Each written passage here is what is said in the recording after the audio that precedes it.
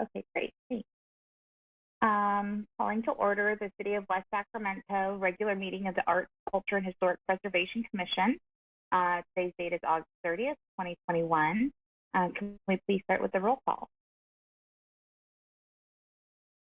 Vice Sheridan? Present. Commissioner Bell? Commissioner Dom? Present. Commissioner Gleason? Commissioner Corwitz? Present. Commissioner Perez?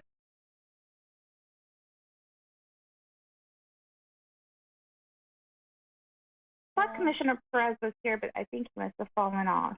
There he is. Oh, we'll give him He's a second. back. Confirm your attendance. Sorry, I'm here. My laptop wasn't letting me sign in. Sorry. No problem. Thank No you. worries. And Here, present. Thank you. I'm going to dive right into the agenda. We have a few items to discuss tonight. The first part is general administration. 1A on the agenda, presentations by the public on matters not on the agenda within the jurisdiction of the Commission. Are there any presentations at this time? I have not received any writing. There is anyone sending an item you would.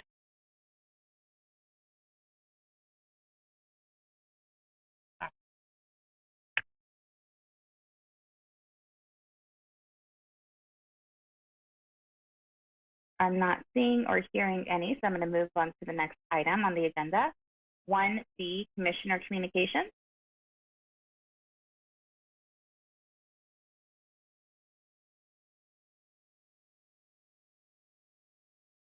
Okay, seeing and hearing none, I'm going to move on.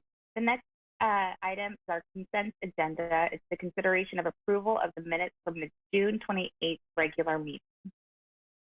Do I have a motion to approve? All motion to approve. Thank you.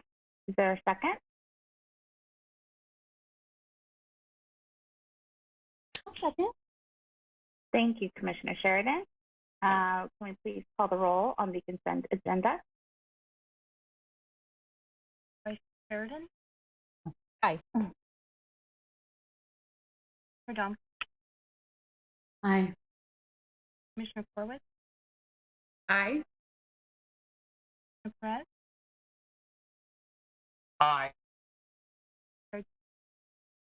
Aye. Thank you. Looks down to though that passed. Moving on to the next agenda item, we are now on the irregular agenda, consideration of the recommendation of the Washington District B Street Communication Tower Public Art Installation Process. This is agenda item number 3. Good evening, Chair Diaz and Commission members. I'm Katie Jacobson, the Director of the Economic Development and Housing Department for the city. Tonight, staff is presenting to the Commission selection panel's highest ranked artwork proposal by the artist Tamara Johnson to transform an abandoned industrial communications tower at B and 3rd Street Art Institute. The artwork will be constructed in concert with the northern extension of the Riverwalk Trail and is intended, along with other public artwork, to enliven the trail with art moments and experiences. Tonight, staff is recommending that the Commission recommend to the City Council the panel selection of Tamara Johnson's proposal for acquisition.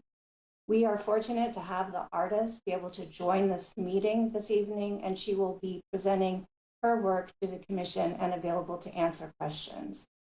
I also want to introduce Shelley Willis. She's the city's arts consultant for this project, and I will be turning over part of the presentation to her to give an overview on all of the proposals. Staff is delighted that the panel came together to select this multi-layered work that invites contemplation and is concerned with one of the most pressing and important topics of our time. The work is designed to access different experiences and perceptions both at ground level and from afar, both during the day and during the night, when it illuminates with a very soft glow. Tamara Johnson was the only artist that tackled the street or ground floor experience at this B and 3rd Street location, as well as the pedestrian and bicyclist interaction on the new bike path and the perspective from motorists at a distance. As you may sense, Communications Tower is a daunting, complex artist challenge. It's several stories high. It is an old black metal industrial tower, and the foundation is embedded into the levee itself. It has residential development on one side and riparian habitat on the other side. So art placed there not only needs to weather wind, storms, and nature, it has to fit the context. So the artists were provided a structural engineering analysis to establish the weight and size of the sculptural elements that could be added and attached to the tower, and a description of the riparian residential context to establish the lighting parameters. So while the location and height of this tower against this brand new Riverwalk Trail extension is a unique and precious and valuable opportunity for the city, the sheer mass and scale, the existing black metal industrial aesthetic, and the maintenance feasibility issues require an artist that possesses the strong technical expertise and experience with outdoor sculpture fabrication and installation that is possessed by Ms. Johnson. So by way of a very brief background, I know your commission was presented with an overview of this at the last meeting, but the pivotal role of public artwork in rebuilding this neighborhood and the intersection of artwork, transportation improvements was identified and emerged from the residents and stakeholders that participated in developing the 2015 Council-approved Washington Realize Plan, funded by our federal Smart Growth partners, and the supporting 2019 Council-approved Washington Art Implementation Plan that was partially funded by National Endowment of the Arts, intended to implement most responsible and best public practices for art selection. The work is one of a series of public art installations that are some of them completed, some of them planned along the regional Riverwalk Trail and major roadway corridors. The art's intended to underscore identity and promote walking, biking, and transit trips by enlivening the trail environment and attracting users and visitors to the site in order to improve safety and security. The Washington, as I said, the Washington Art Implementation Plan was presented to your commission at the last meeting. And with that, I'd like to turn it over to Shelley Willis, who will give you a presentation on this process and the proposal. Thank you. Shelley, you got it, you're on mute. Thank you, Katie. Chair Diaz and commissioners, it's really nice to be here. I'm going to go ahead and share my screen with you all and just launch right into my presentation.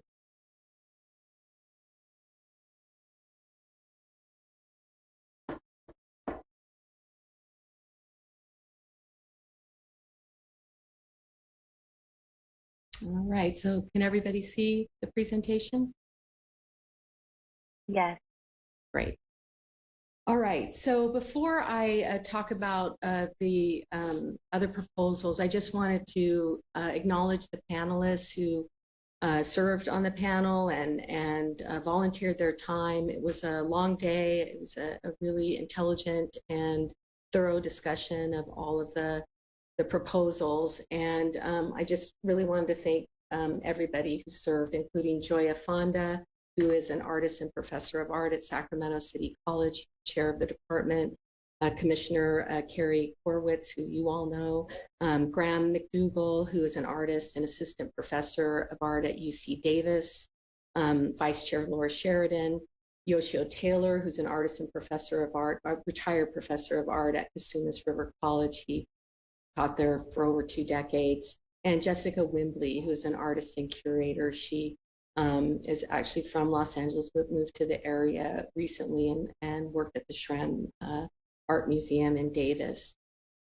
So just a bit about the selection process. Of course, all of this is in your package, but it was a limited selection process. 4 artists were invited to create proposals for the tower. They were given the option of coming to the site, visiting the site. And the artists were Tamara Johnson, of course, Enrique Oliveira, the studio called Drift, and Chris Dobert. Chris is from Yolo County. So the artist presentations took place on September 30th. They were each given 45 minutes to talk about their idea and to answer questions from the panelists. The panelists were given a broad criteria for selection that included some of the things that Katie talked about, that this artwork needed to, have a presence in the day and in the night. It needed to be a beacon. It is this awkward sort of space that I'll talk to you a little bit more about in just a second. The panel voted that Tamara Johnson's proposal would be the proposal that would be recommended to you tonight. She ranked the highest of the 4 proposals. So I'm just going to, again, quickly go through these proposals with you, but let me tell you a little bit about the site, orient you to the site. If you remember this, the tower is over here. The closest intersection is B Street and 3rd Street. And if you look at, if you walk down or drive down, the tower is located right up here at the end of the street where it dead ends against the levee. And as Katie said, it's at the north, location of the Riverwalk. There's this riparian land on the other side of the levee, and then you have the river. And just south of the tower, you have these neighborhoods, and this is a place where people live. So it is a complex site. The tower is 100 feet tall, over 100 feet, and it's 104 feet tall. The base of it is, around the high 50s feet. So it's this, small sort of pocket park, possibly. And yet it has this presence, if there were a lighted feature at the top, to be seen at night. I wanted to just say that, these top 2 sections, are visible, from various locations in and around, the city. But they're not visible from I-5 when you're sort of coming south on 5 or south towards the tower. You really, the visual of the top of the tower is just not there. It's covered with tree canopy. So I think that's important to remember as you're looking at these proposals. So first I'll talk to you about Chris Dobert. Chris is, as I said, he's from this area. He's been in this area for 35 years. He has an MFA from UC Davis, an MA from San Jose State. His work has been exhibited at the Crocker Art Museum, the Triton Museum in Santa Clara, New Langdon Arts in San Francisco, the Drawing Center in New York, Museum of Northern California Art in Chico, among many others. He's completed multiple permanent and temporary public art projects. His work has been reviewed in the Sacramento Bee, the San Francisco Chronicle, the Examiner, LA Times, Art in America, among others. So Chris is proposing a piece titled "The River's Wind," and it's located. It's a sphere. It's located at the top of the tower. It's made with steel mesh that is painted. There would be two layers to it. On the exterior, the layer would be painted a sky blue color. The interior, a red-orange color.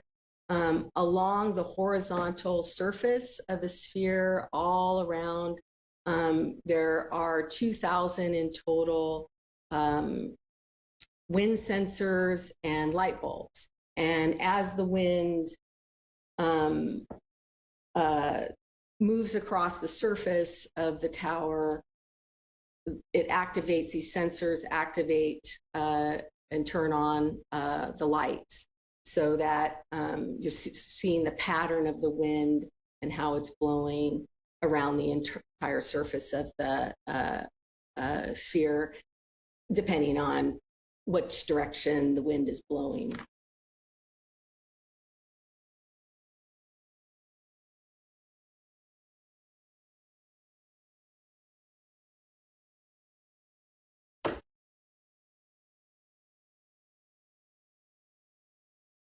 All right. The next artist is a studio, actually comprised of 2 lead artists, Lenneke Gorgin and Ralph Nauda. They work actually with a team of 64 multidisciplinary artists and technicians and scientists to make their work. Their work has been exhibited at the Victoria and Albert Museum, the Met Museum. They've participated in the Venice Biennale. Their work has been shown at the Pace Gallery, etc. Their work is in the permanent collection of the San Francisco Museum of Modern Art, the Los Angeles Contemporary Museum of Art, the Rijksmuseum, the Victoria and Albert Museum, and they've had been awarded numerous awards, and their work has been written about in the New York Times, and stories have been done on CNN and Colossal and others. So I'm going to show you this short video of their past work just because their work is kinetic and it's really difficult to understand their proposal unless you have a sense of, what they do, how their work is activated visually. So this is just very short. I'm going to go ahead and play it.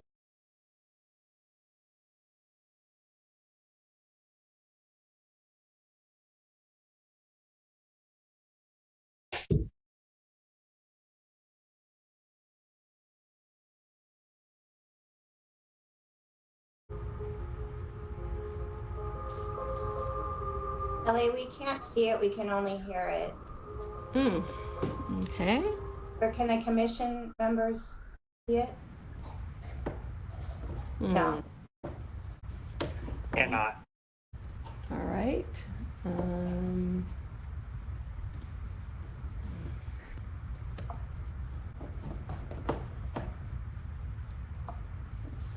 me see what's going on here. I have it available if you would. Okay, that'd be great. I'm going to try it one more time. Can you see it now? No. Okay, go ahead, Amber. That would be great. I'll stop share.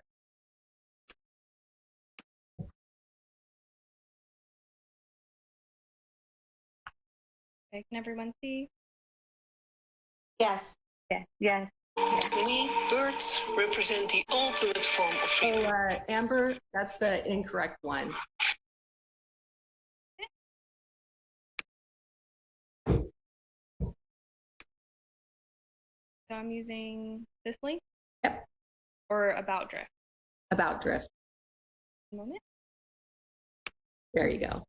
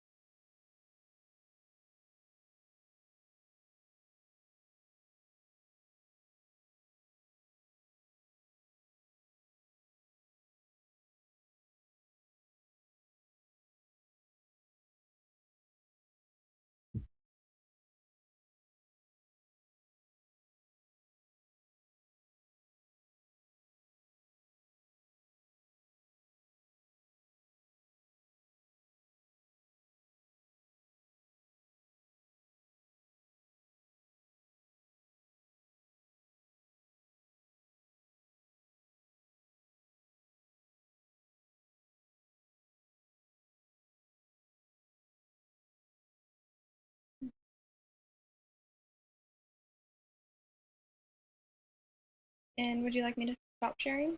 Yes, please. Thank you. And was everyone able to hear the sound for the video? Okay. There was no voices, but I'll make sure next time you can hear. Okay. Well, Shelley, you were going to explain the. I am, yeah, just hold on. I am going to, what are you seeing on your screen right now? The video. Okay.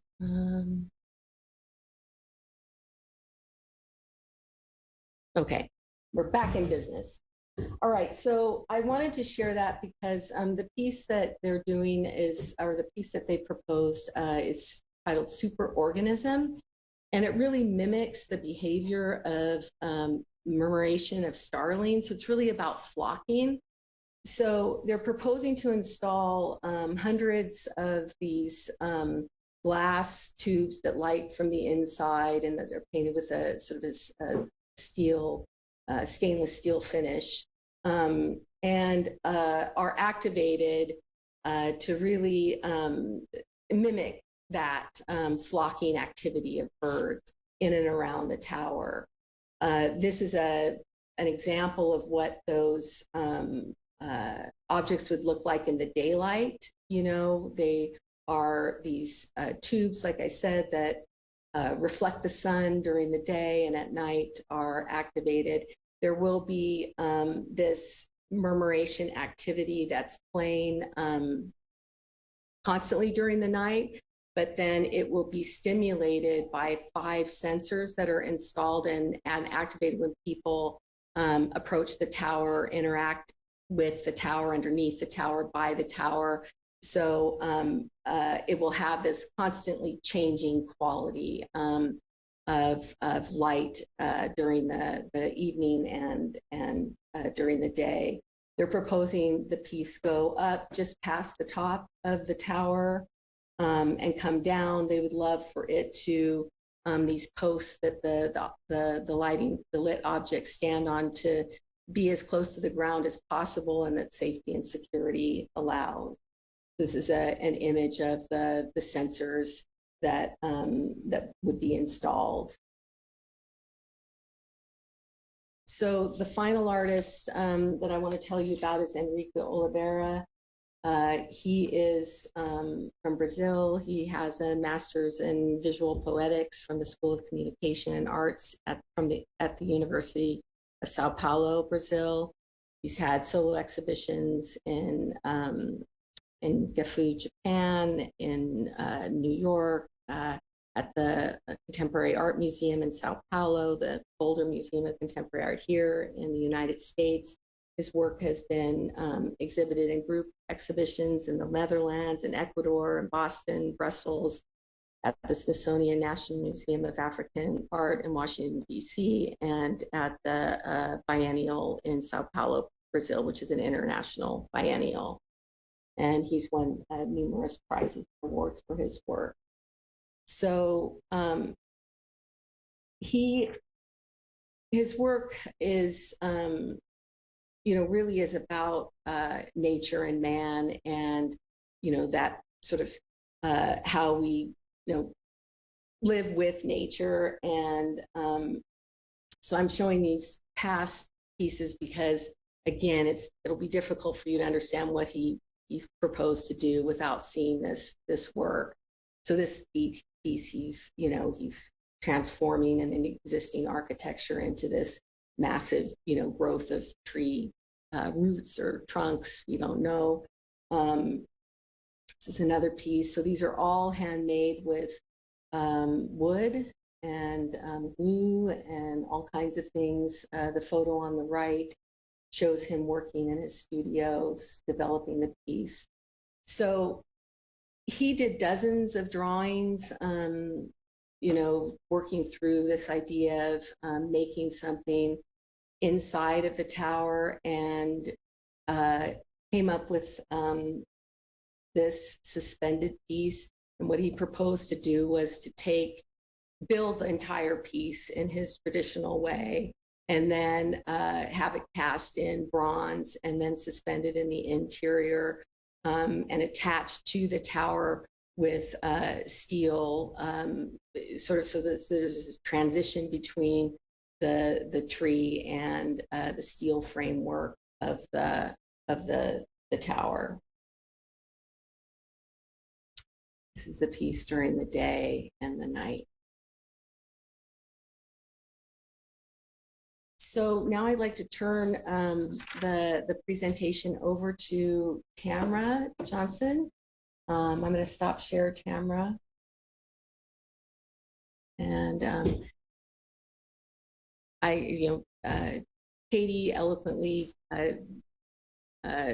talked a little bit about why she was selected earlier. So I'm just going to turn the screen over to Tamara to ask her to tell you a little bit about herself and present her idea, and then be here to answer any of the questions that you may have.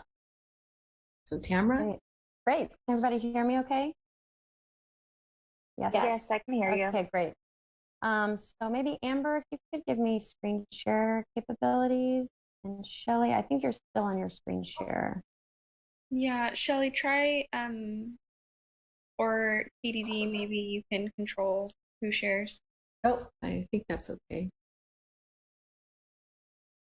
I've stopped share now. Okay, great.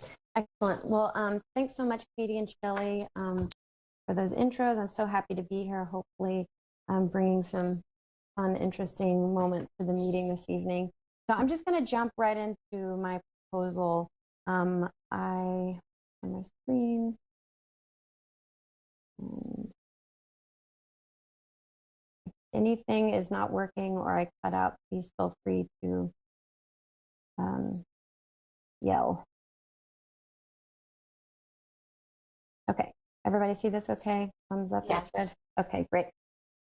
So like Shelly said, my name is Tamara Johnson. I'm an artist, educator, and curator living and working in Dallas, Texas. And I'm really happy to be talking with you today about my proposal for the B Street Tower, a really challenging, interesting site. My presentation's in 3 parts, so I'll go quickly through the first 2 to get to my idea for the tower. A little bit on some relevant past public projects I've done, a little bit of experience where I'm coming from, some public art things that I do in Dallas, and then we'll end with my proposal. So from 2012 to 2018, I lived and worked in New York, and I completed a lot of outdoor projects in collaboration with various organizations and institutions like Socrates Sculpture Park, the Q Art Foundation, Wave Hill Public Garden and Cultural Center, and the New York City Parks and Rec Department. Many of these works, like the one you see here, this is titled Backyard Pool, were integrated into the physical space where they were located, very mindful of the cultural context of the surrounding neighborhood, whether that be a bustling public park or a developing neighborhood in Queens. As you can see here, the image on the right is an aerial view. This was actually a small kind of corner parking lot that the city turned into a green space because in this area of Long Island, there were not many green spaces. So they had rotating projects in this space. So I worked with Socrates Sculpture Park and Rock Rose Development Corporation to turn this little parklet into a site for gathering and respite. And, you know, in my mind, kind of this idea of kind of taking away the desire from a pool. So you're in your 42nd story apartment, you look out below and it's like you have a backyard pool. What was so great about this project and one other project that I'll show you is, you know, that it drew people in. And I do that in many different ways. Many of these techniques that I use are not only from my handcrafted quality and my attention to details and moments of connection within my sculptural work, but also to this idea of being compelling from a distance and up close. So there's kind of like different scales of value to the visitor and the audience, and the relationship to the object or the installation at varying degrees. And it's, you know, it's always my goal to create these kind of intimate interventions that kind of tap into the local history of a place.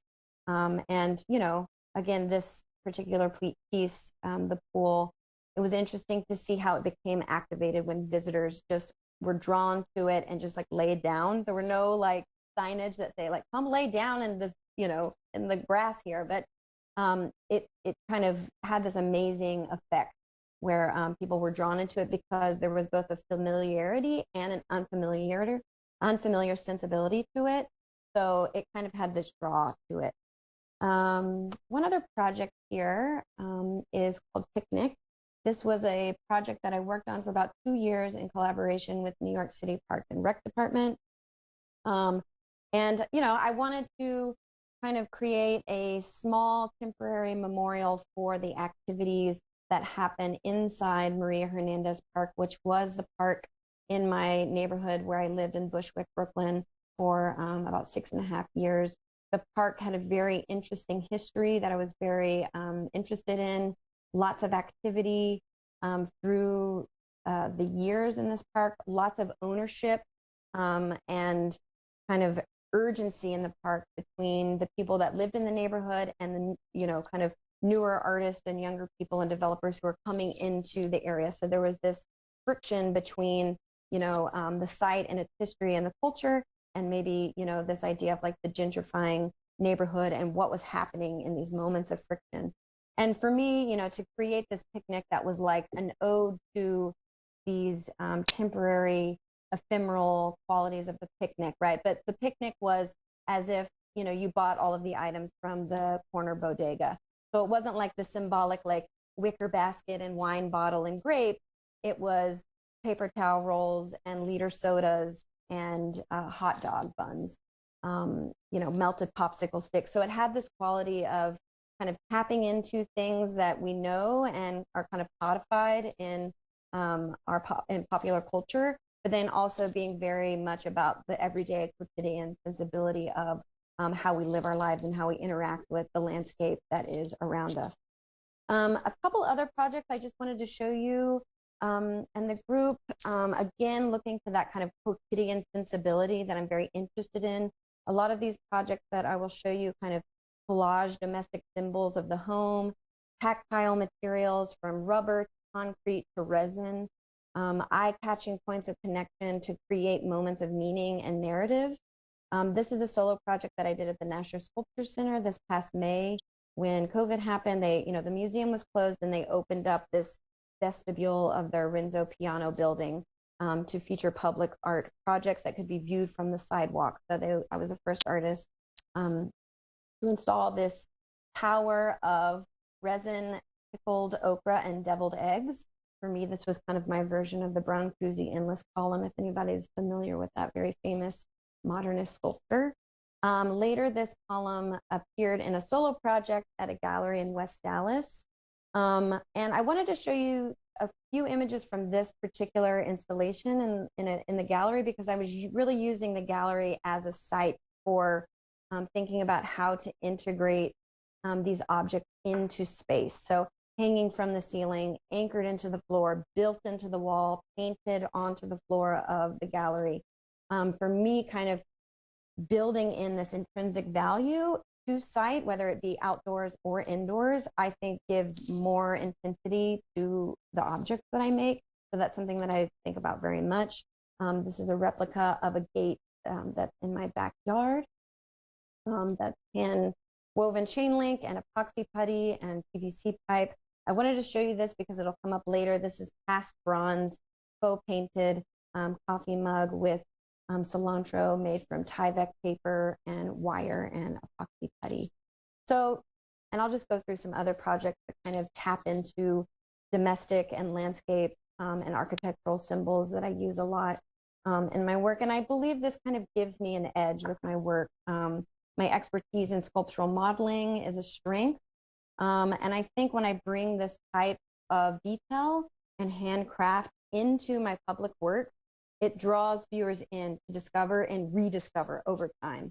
Also, too, it allows visitors to kind of recognize something. Oh, this is a water hose.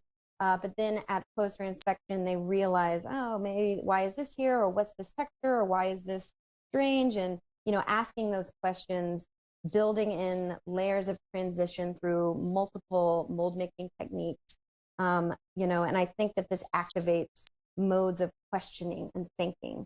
And that's what I really try to do in my public art project, is to build that in, because I think that can build value over time, and it invites people to come back, right? They're not going to get everything upon the first visit. They take the one picture that it's on Instagram. Great, I've seen it. I don't need to go back.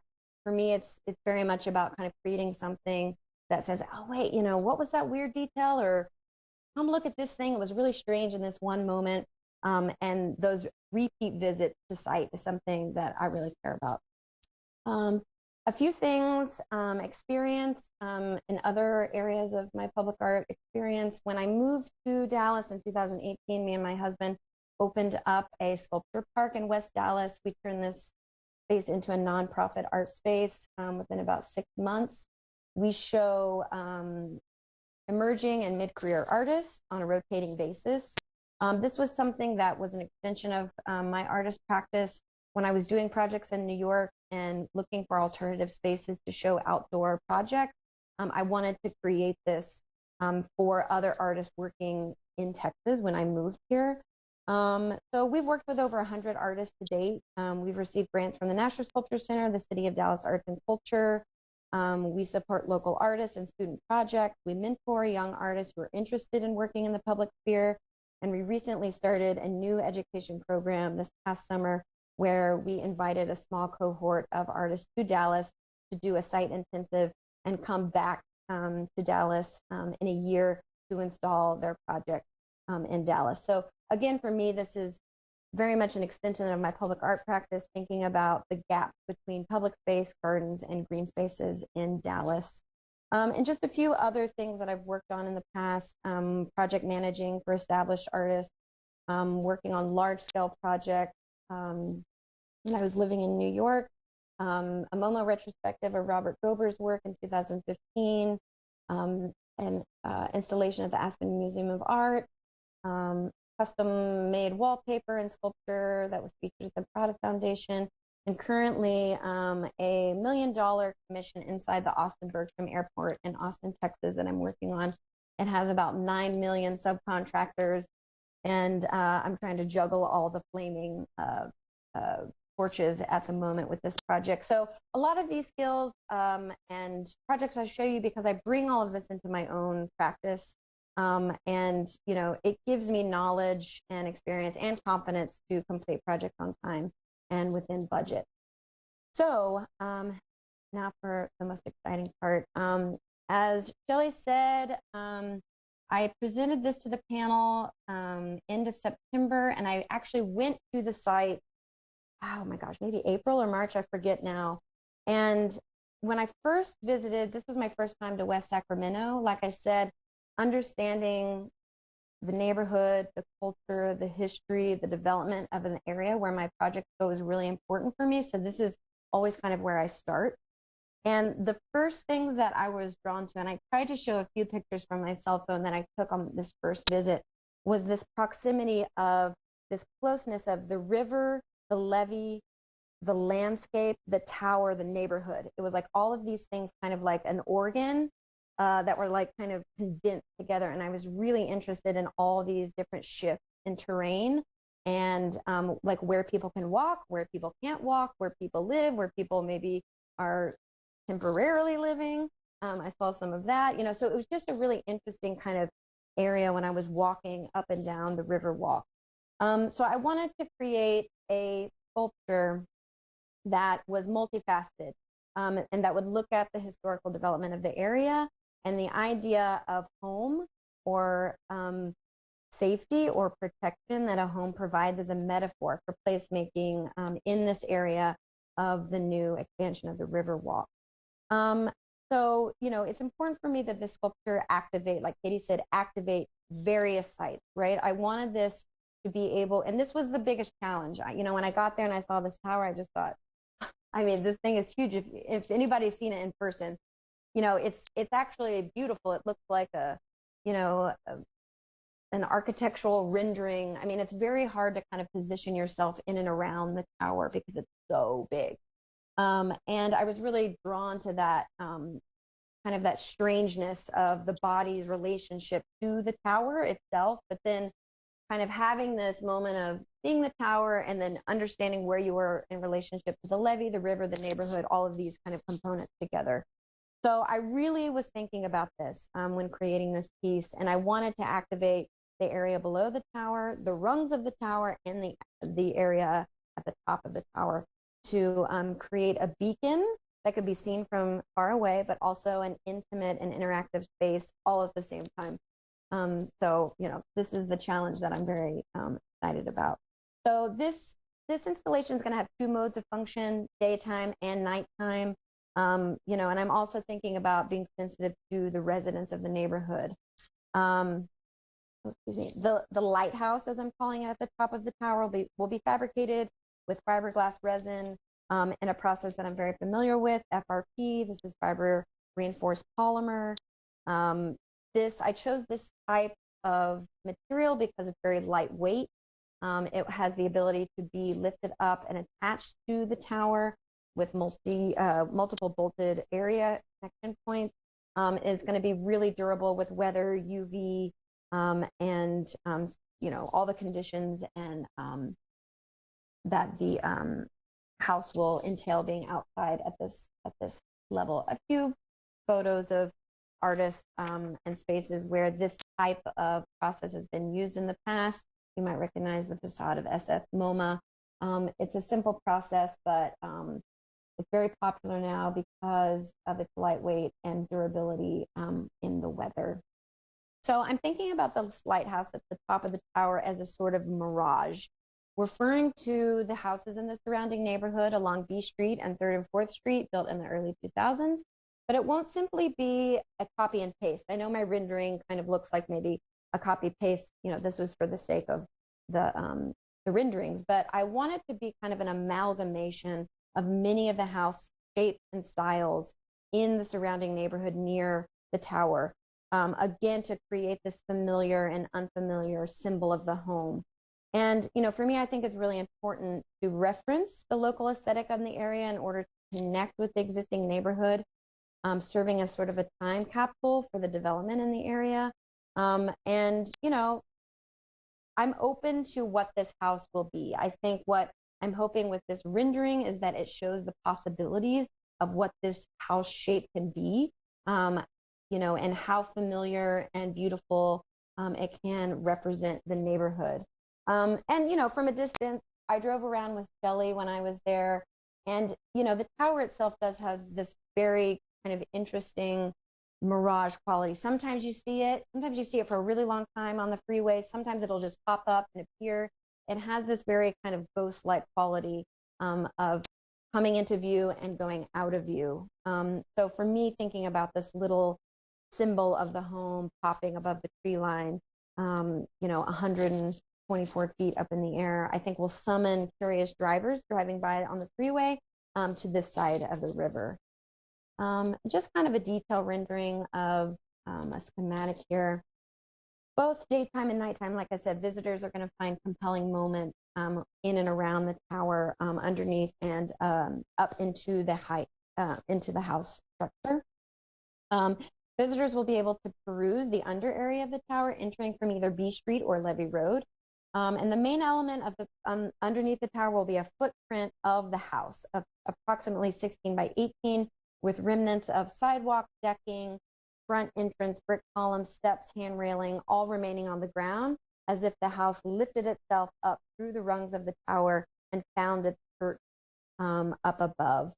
You know, all of these details along the footing of the underneath the tower are going to, you know, kind of give these cues to connect the items and objects and sculptures that visitors see below to the house structure above.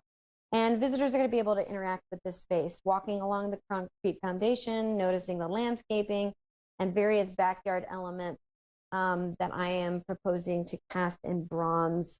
Items like chairs, kiddie pools, and a wooden picket fence that will kind of curve along the backside here, preventing like somebody on a BMX bike like crashing down the Levee Road.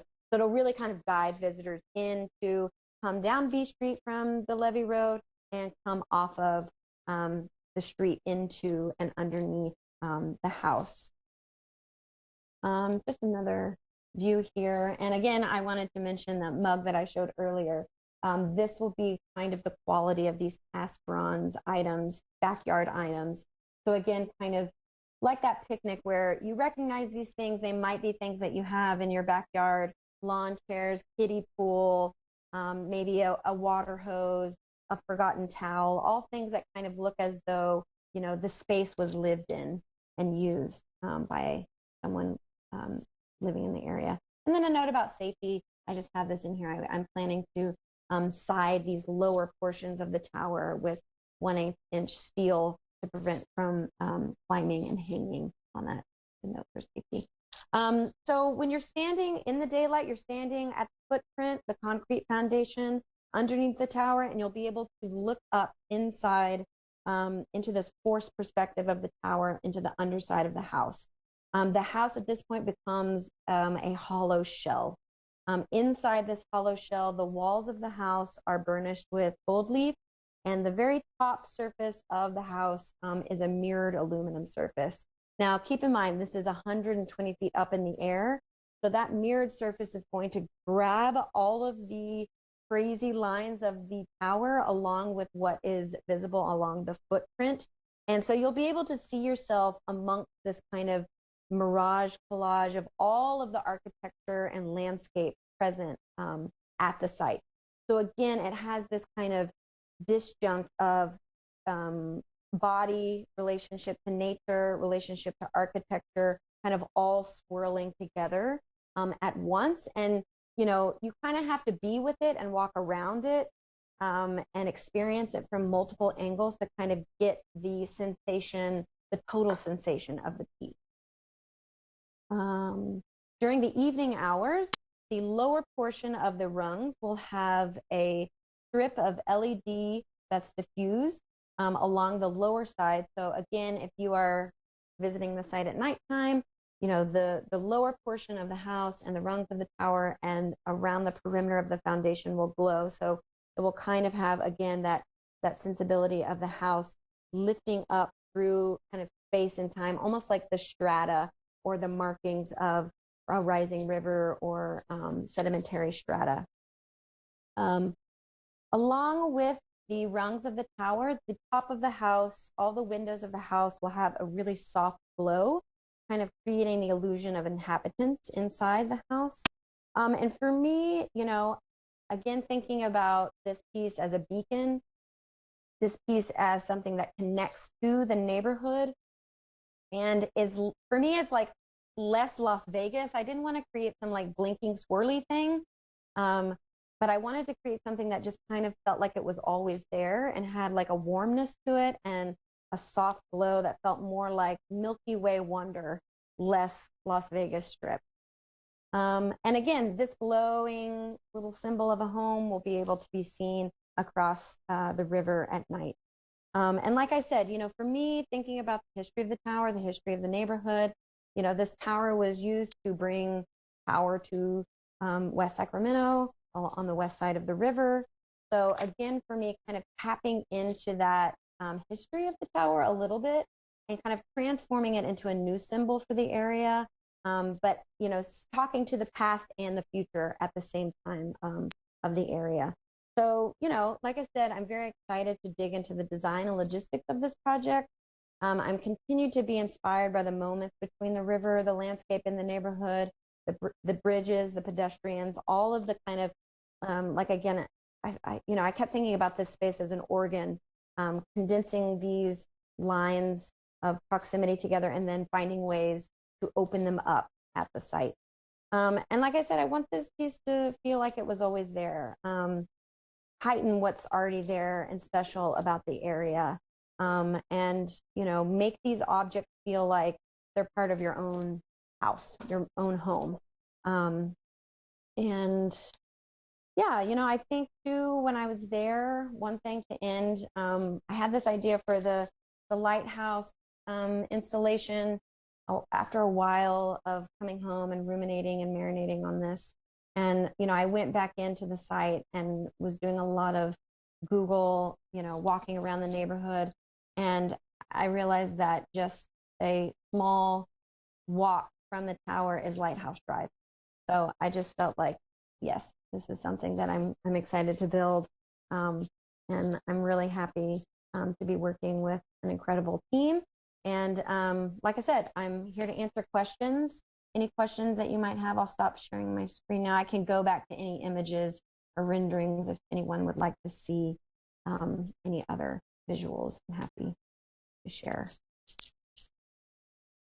Thank you so much. This is Commissioner Diaz. I just want to thank everyone who's been working on this for so long. I know it's been a project that's been worked on for a long, long time, many years. That, this is my first full term on this Arts Commission, so I can appreciate how hard everyone has been working, because this has just been a fantastic presentation.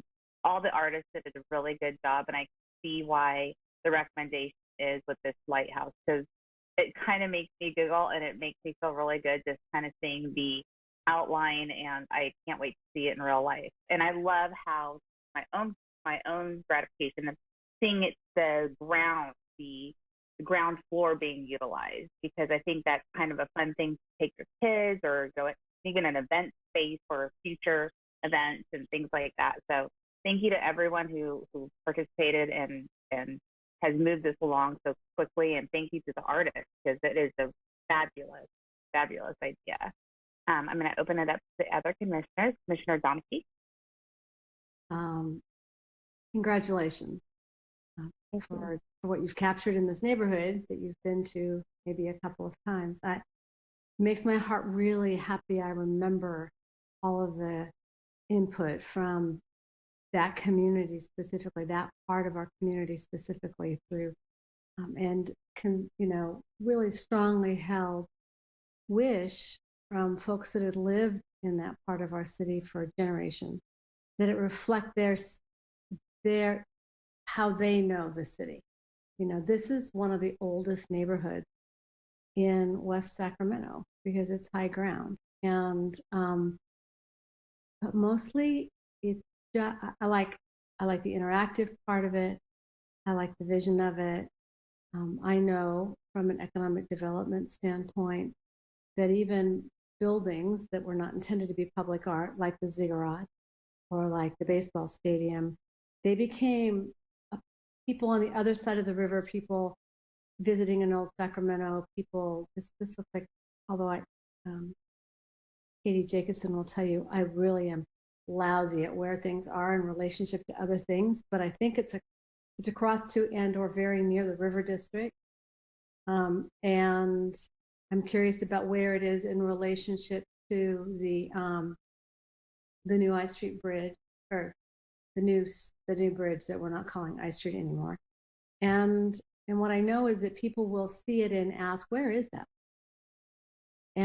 But I love that kids will grow up with it. And probably the most tender and sweetest thing for me is people standing on the foundation looking up into the house and seeing the not so subtle message that home really is where you are. And this is where you are right now, your home. So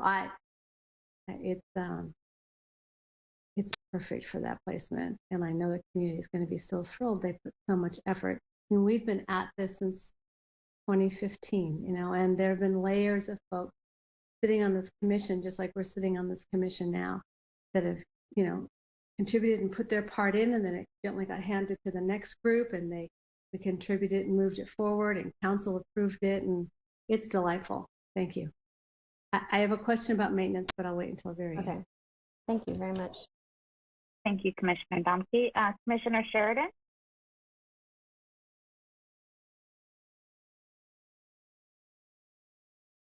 You're on mute, Commissioner. Of course. So this is just it was a bit of a review for me, having seen a lot of this presentation in some form at the panel, which was such a privilege to be a part of. Now, I was first going to ask are we breaking up questions? I know Ms. Johnson had offered to answer questions, but are we breaking up any questions between questions to the artist or questions to the city staff, or just for the chair? How are we doing that? Sure. I think if you have a question to either the artist or the staff, you can go ahead and ask it now. Okay.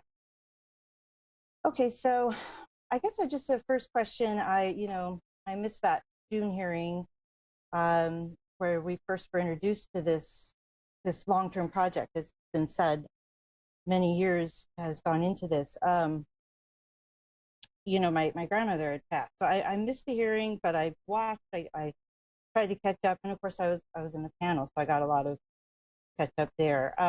One thing I just want to ask is of city staff is just how we got from a 7-panel to a 6-panel. That would be my first question. I got a few questions, but that would be the first question. Sorry.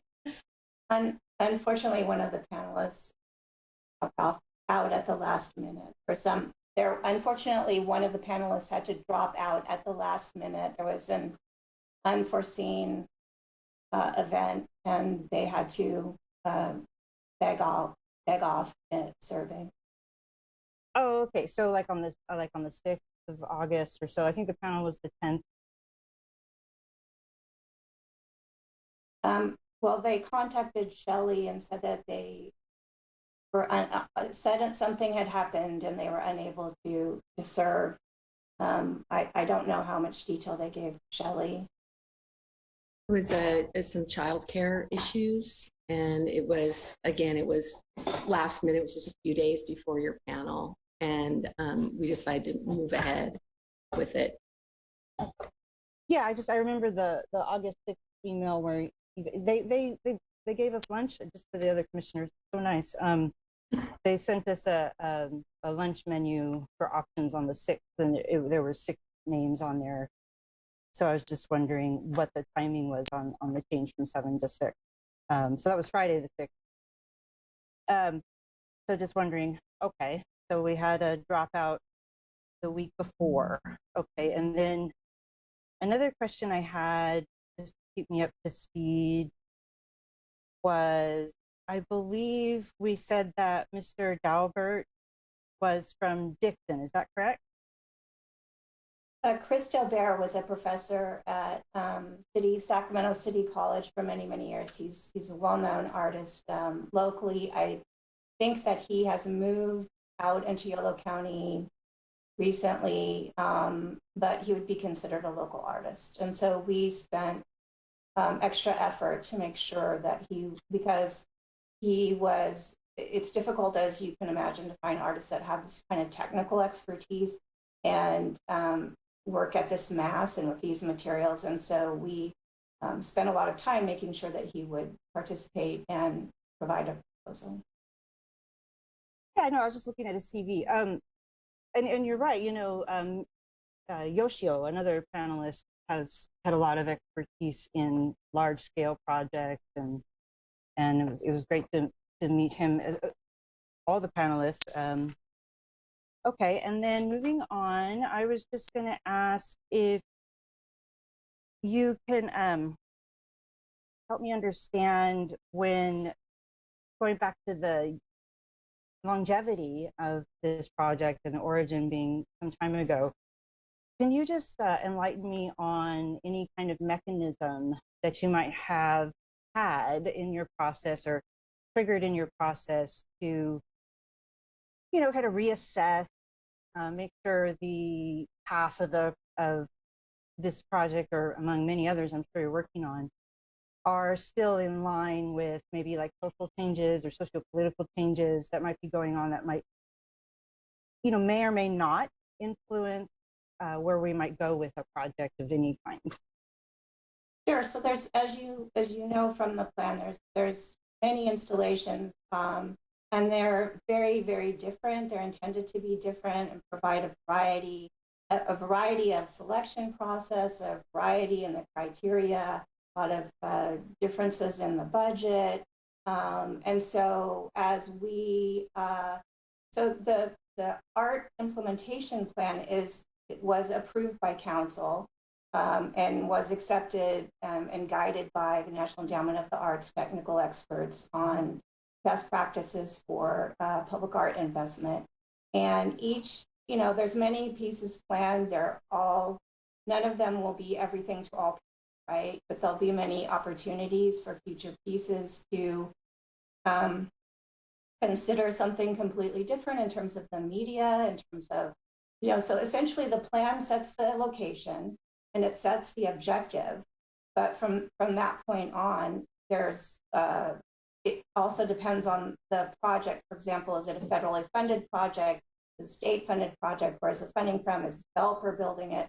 So there's just many opportunities to intersect with different stakeholders or artists or, objectives as we move, forward with implementing the plan. And also, this is a regional river walk, right? So it's going to be extended down into Pioneer Bluff. It's in the Bridge District. There's 3 pieces in the Bridge District.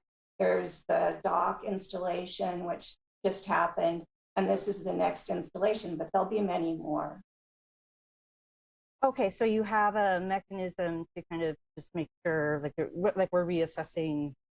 Sometimes we've had some pretty sudden and revolutionary, maybe, social events that have, shaped and are shaping our way of thinking and challenging our thinking, especially recently, whether or not we're considering, an inclusive, diverse point of view. And I think that there's definitely a trend for folks to be, reevaluating, reassessing our outlook, our perspectives on maybe our own learned experiences versus others' learned experiences, and how that might inform how we serve the public. That was why I was asking about a mechanism, like specifically for that kind of discussion. But I'll move on. So, and that's fine. So I just also wanted to ask how, because it's the magnitude. I mean, it's a big tower. So the magnitude of this tower, the kind of the optics that go into that. I was just wondering, fellow commissioners, one of the things I brought up at the panel was how the imagery of a house, on a pedestal, and I think another panelist brought this up too, how there would, how that might be perceived, and just sort of asking those questions, making sure we're advancing on any potential criticism, and you'll have praise, but we'll also have criticism potentially.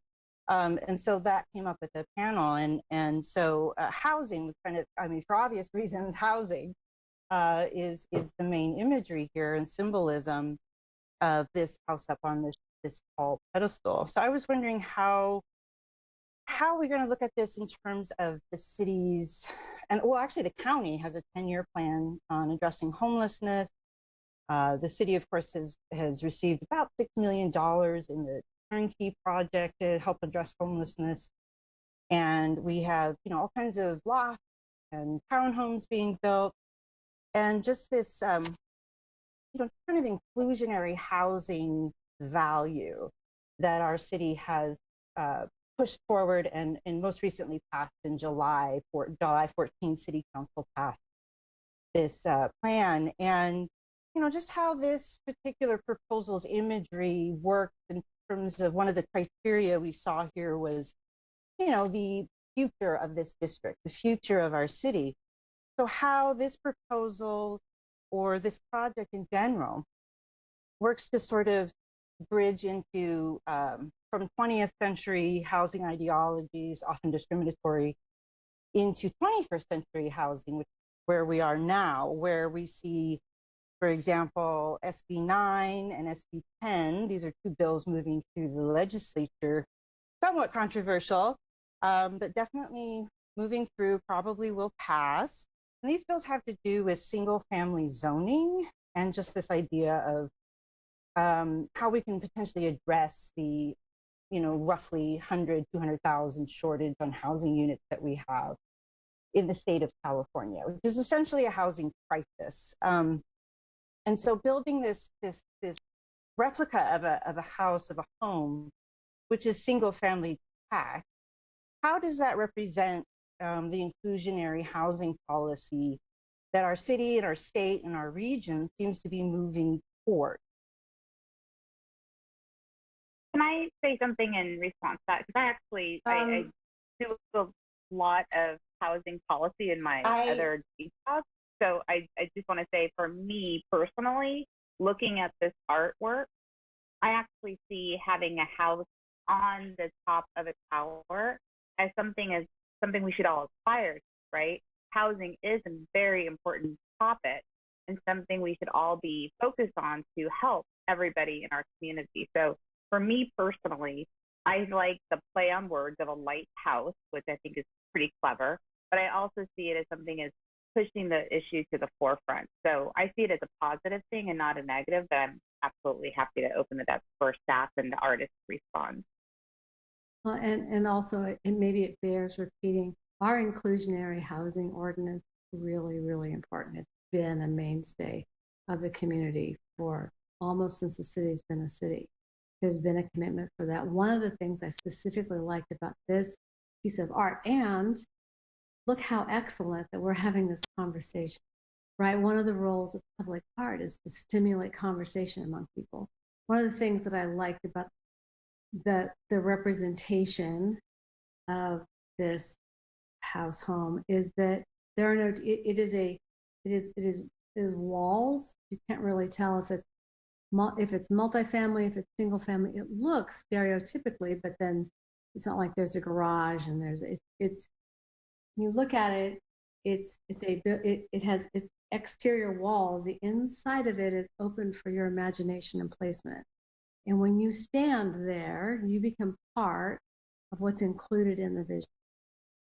But that's just my kind of woo-woo interpretation of how that might be interpreted. So, Commission Member Sheridan, I also want to brief you that actually this arts plan has attracted investment in 150 new attainable by design and covenant restricted affordable homes to this neighborhood.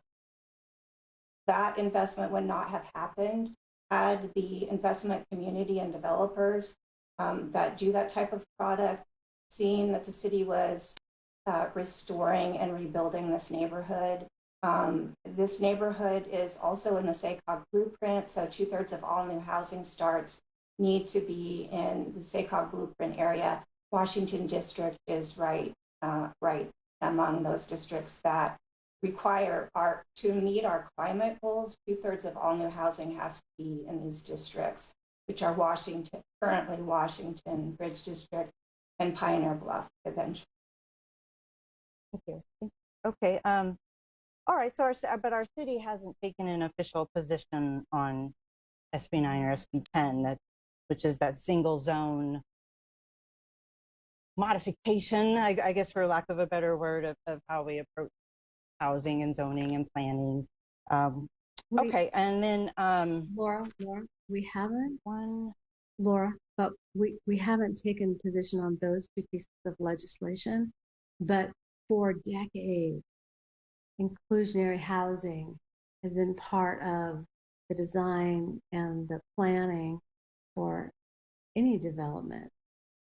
And so, while yes, I mean, as personally, I would agree with what you're saying right now. I hear you, and I think it's important. I think to go to Katie J's position, though, that's the vision of where this is. That in a neighborhood that, you know,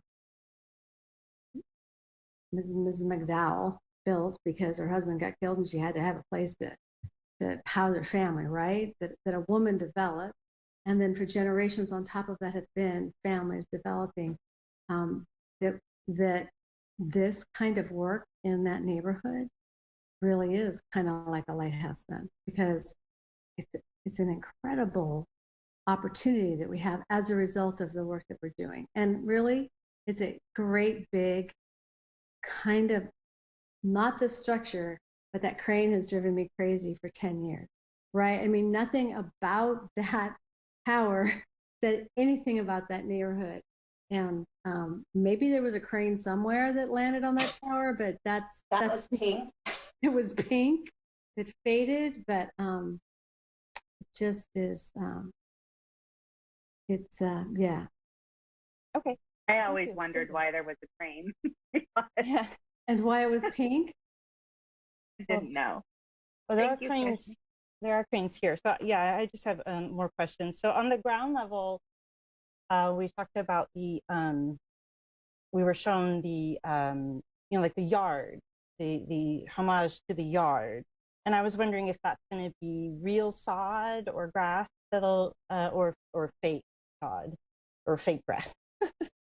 Be another question of mine. Yeah, I can answer that. And thanks for your questions, Vice Chair Sheridan. I think I'd love to be more familiar with these bills that are coming through the pipeline because, I do think that, public art doesn't solve homelessness, but I am very interested in creating work that get us somewhere besides just, here's a pretty shiny thing.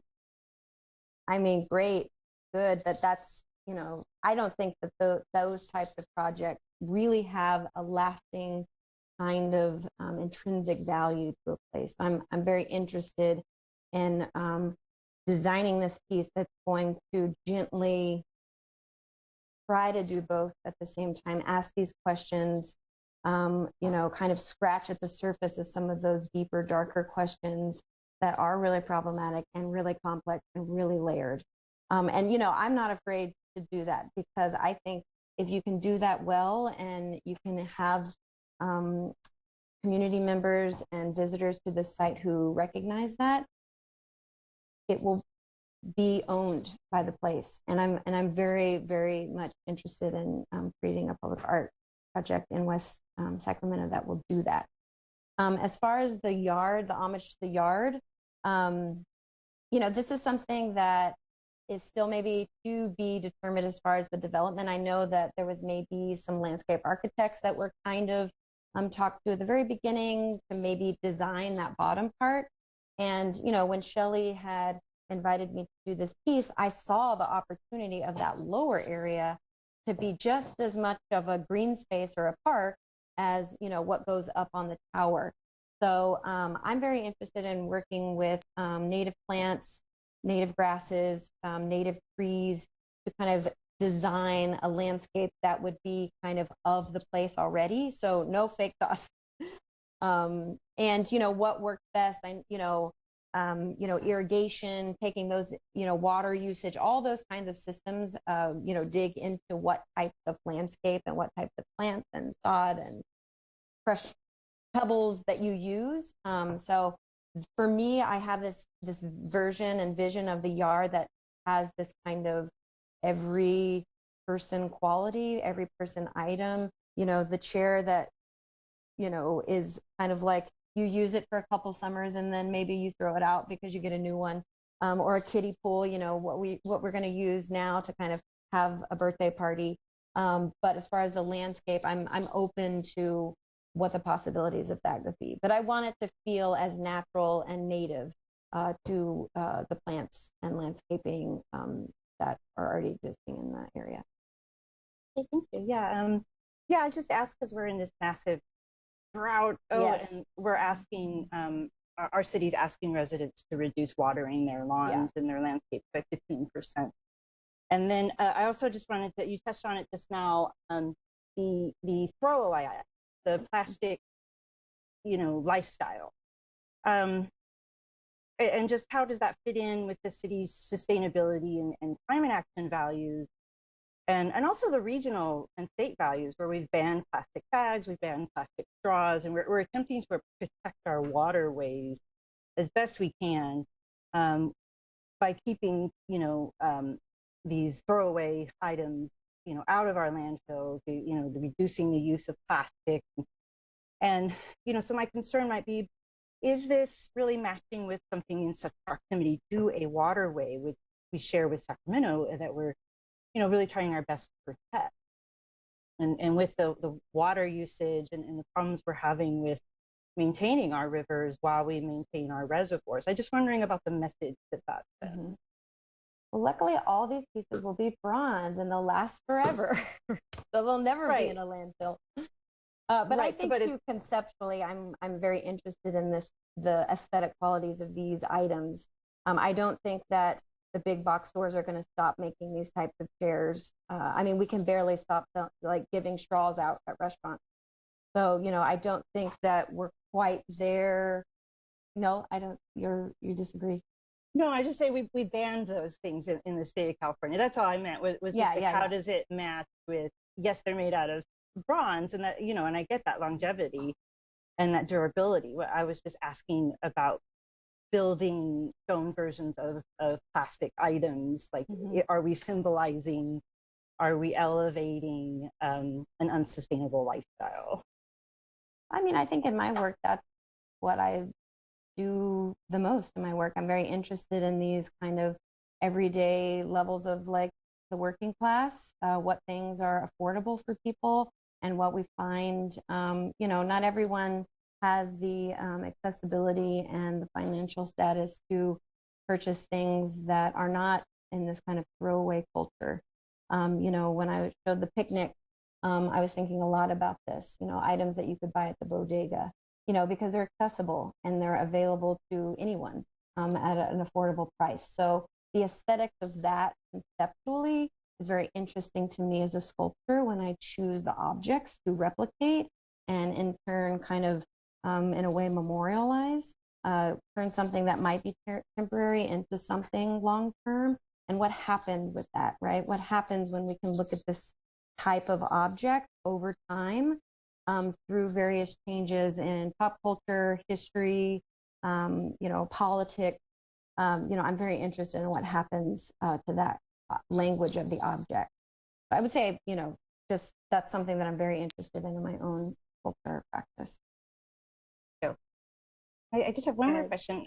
One more question is just for city staff. How many, if you could tell me how many artists in Yolo County, Sac County, and California overall received the RFP, the request for a proposal.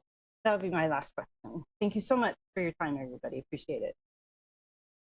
Happy to answer that, Vice Chair Sheridan. I don't know the exact amount, but the reason that the plan calls for this work requiring an artist that has, you know, demonstrated portfolio of experience for this type of work, using light with the requisite technical expertise and demonstrated experience with as an artist on a team or with their own work. And so the arts plan describes that this particular work, there'll be other works that could be just an open call to all artists on a listserv. And I've done those, I've done them many times.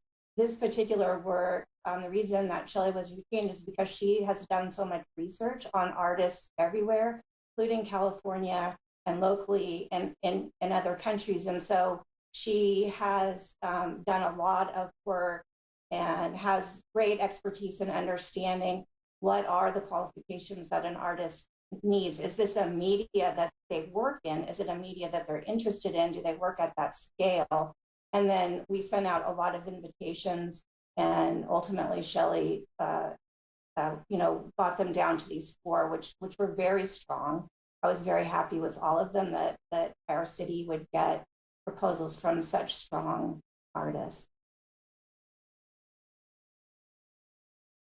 Thank you so much, Commissioner Sheridan. That was a good discussion. Commissioner Perez had his hand up, but I don't know if he is still connected. No, I did, but I think kind of answered the last question. My question, I mean, I'll add a comment first. Comment is, I'm not great at art. Objective, pretty cool. I think that the house on top of the tower, it got me to chuckle. Like, hey, that's pretty cool. I guess, you know, my only question was, you know, I noticed great artists. Only one of them are from Yolo County, not from this region. My question was just around the RFPs. Did it go out, or does the region not have the type of artists or the type of art collection? But I think you had kind of already answered. So that's why I put my hand down. Thank you. Thank you. Commissioner Corwin. Thank you. Excuse me. So I agree a lot with what Denise said. It's a lot of what I was going to say. Being on the panel, we did have a conversation of what the house represents, and that there are homeless people, and is it going to, kind of rub them the wrong way? But we talked about that it's more of a home, and a home can be in an apartment. It can be a house. It could be a hotel room. A home is what you make it. And so we looked at it from that perspective of a home and a community. And I feel that I felt really strongly that this really symbolized like a community. And that's what West Sac is. We're a very small, nice community. And so I think it really represents West Sacramento, and gives us that community home feeling that everybody longs for here. That, I mean, I spent a week in San Diego, and that's where I went to college. So I grew up in West Sac, and I left and went to San Diego, and I was so out of my element. I mean, back when I was, grew up in West Sacramento, I think there was, maybe the population was 20,000. You knew everybody. And so going to this big town, but I came back because I missed that small town homey feeling. And I think that's why everybody, is here in West Sacramento. Many generations stay here. We may move out for a little while, but we always end up back in West Sacramento because we like that homey community feeling. So I think it really represents us well. And I was honored to be a part of the panel. It was great. There were many great ideas. This was, I think, the best that represented our community, and also came in on budget and is feasible as far as maintenance and all that. So we did look at all the different scopes of it, maintaining it and the budget, and I love the bottom part of it. I love the little swimming pool and the the fold up lounge chairs. Do you guys remember those, where you'd sit on one part and the other part would fold over on you? You'd be stuck and it'd fall down. I still have one. Yeah, right. So I just love how she brought in, not only did the tower part of it, but also included the bottom part. And I think it's going to be a great place for our community to go and visit and enjoy and interact. So that was my comment. Thank you so much. And I do want to say a special thank you to Commissioner Corwitz and Commissioner Sheridan for participating, because I would have really wanted to. I was out on medical leave, but it sounds as though it was a very long but very productive day. So thank you both for doing that for us. Any other comments or questions? Okay, just technical questions. We need to have a motion on the recommendation. Is that correct? Yes, okay. Can I get a motion to recommend this, what should we say? Recommendation of the Washington District B Street Communication Tower art installation process to the City Council. Can I get a motion on that? So moved. Thank you, Commissioner Donkey. Can I get a second? I'll second. Thank you, Commissioner Perez. Can we call the roll? Vice Chair Sheridan? Not voting.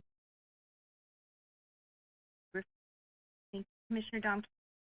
Yes. Commissioner Corwitz? Yes. Commissioner Perez? Yes. And Chair Diaz? Yes. Aye. Wonderful. Well, thank you so much. And again, congratulations.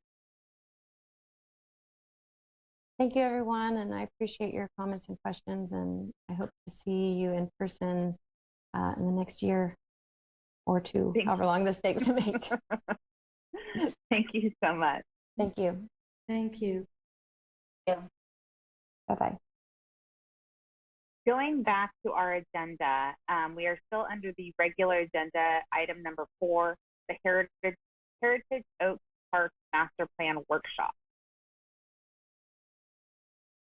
Thank you. Good evening, Chair Diaz, members of the Commission. Tracy Michael, Parks and Recreation Director.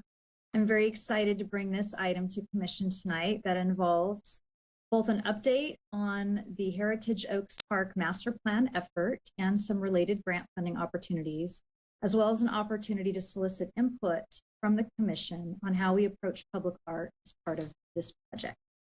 I'm also joined this evening by Hillary Harkins with the HLA group. We're going to tag team the presentation a little bit. I'm going to start with a little bit of background, and I'm going to share my screen just to bring up a map of the site. Can you all see the map of the project site? Great. Yes. So the Heritage Oaks Park site, which is highlighted in the colored area on this map, is a little over 9-acre site located at the intersection of Lake Washington Boulevard and Village Parkway. This item is also included as an attachment in your agenda packet. We accepted the park site in 2016 as part of the larger Newport Estates development that was approved by council. This phase of the development was approved a year earlier in 2015. Since then, we have been working to implement a variety of improvements at the project site that includes street frontage improvements. So to date, we have designed and constructed the sidewalk improvements. We have completed the designs for the irrigation and landscaping associated with those street frontage improvements. We are going to bid shortly for that work so that we will have a completed landscape along the 2 edges of the park site. We also entered into a concessionaire agreement with Clutterwald for exclusive use of this oak grove for an elevated ropes course activity in exchange for Clutterwald constructing a variety of improvements that the public can use, as well as ropes course patrons that include a parking lot. There is a building here that Clutterwald uses that has restrooms that are available for the public during their office hours. They operate and maintain those restrooms for now. And then there's also a play area that was constructed, and we received some grant funding to help augment and enhance the play area based on the original improvements that Clutterwald had the ability to make. So this was kind of phase 1, was to entertain this unique use, get a few public improvements made at the cost of Clutterwald, not the city, and then work to master plan the balance of the site and eventually improve it. So we launched the master plan in July as part of Parks Make Life Better Month. We had 2 open house events that included on-site community feedback. We had an on-site scavenger hunt. We also had an online survey to get initial feedback on the different park design elements to be considered as part of the planning process. I want to mention that the master plan and associated improvements were all contemplated in our Parks Master Plan that was approved by City Council in 2017, but that doesn't mean we have all of the funding available to implement the project right away. We currently do not, which makes this opportunity for grant funding really important for this project. Initially, when we started the process with HLA to master plan the project site, it was going to be about an 8 to 10 month process. But we learned about a unique grant opportunity that we, along with state park staff, felt that this site would be a really strong candidate for. And we worked with HLA to try to condense the schedule so that we could incorporate the planning, community engagement, design, and cost estimating all in time to create a pretty informed application to state parks by November 5th, which is the deadline for this grant application. The program is called the Rural Recreation and Tourism Grant Program. And the objective of the program is to create new recreation opportunities within rural communities to support health-related and economic goals. And you would think, well, does West Sacramento really qualify as a rural community. For this grant program, we do. And that makes me really excited because oftentimes when we apply to state parks for grant programs, we're competing with the rest of the state for the pot of money that's available, which is usually not that large. And to be able to compete with a smaller group of eligible applicants, the rural communities, I think puts us at an advantage because we are going to be ready with a great plan. We have a really unique site. We have the ability to attract a lot of people to the site given our close proximity to a lot of other large cities in the region. I just think it positions us well. And the ropes course is certainly a unique opportunity that you don't find everywhere. So there's an opportunity to kind of build on that and also really celebrate kind of the unique aspects of this park, which is one of the only parks we have that has this really large oak grove. So we're excited about the opportunity to apply, and part of this item tonight is to seek this commission's feedback and hopefully endorsement to move forward with the application.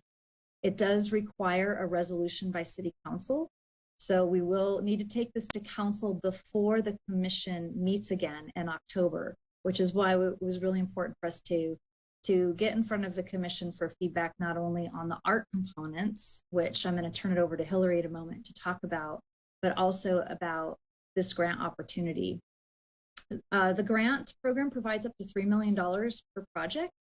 This is really important so that we can ensure that this master plan gets approved. We could complete the plan, but it could be years before we have enough funding available, as I mentioned. So having $3 million helps to ensure that we actually make some improvements on the site sooner rather than later. And it also helps to free up other funding that could be spent on projects elsewhere in the city. So we always try to be as aggressive as we can with seeking grant funding to leverage public funds. And this is just a great opportunity to do that. So in addition to seeking commission feedback on how on this grant program, we want to seek commission feedback on how we treat public for the site. As you may be aware, our public art strategy calls for park projects and other city facility projects to pay a 1% of the hard construction costs either into the public art fund or to consider incorporating it on site. And so I would like to get some feedback from the commission about this site being home to public art that's funded as part of the project, or if there is an interest in having this project pay into the public art fund to consider public art at an alternative location at some other point in time. So with that, I'm going to turn it over, I'm going to stop sharing my screen and turn it over to Hillary, who is going to walk you through some of the feedback we've received to date as a result of the open house and the online surveys, and then also walk through some examples of art to hopefully encourage interesting and informative discussion about public art as it relates to this project site.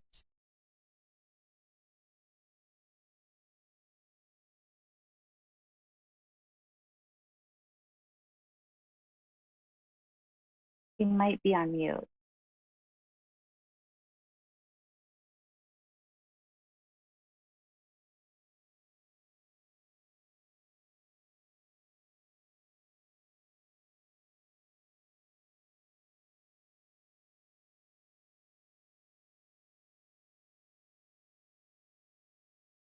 Or having technical difficulties.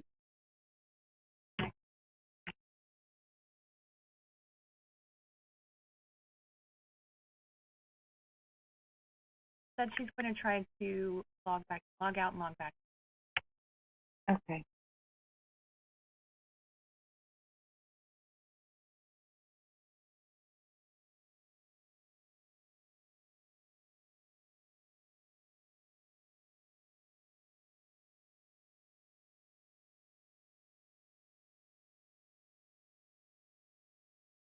While she's doing that, hi there. Sorry, I'm here. Are you there? Totally...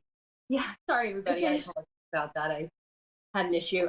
But thank you for your time. Sorry for the rough start here. I'll quickly introduce myself. I'm Hillary Harkins. I work for the HLA Group. We're a landscape architecture and planning firm.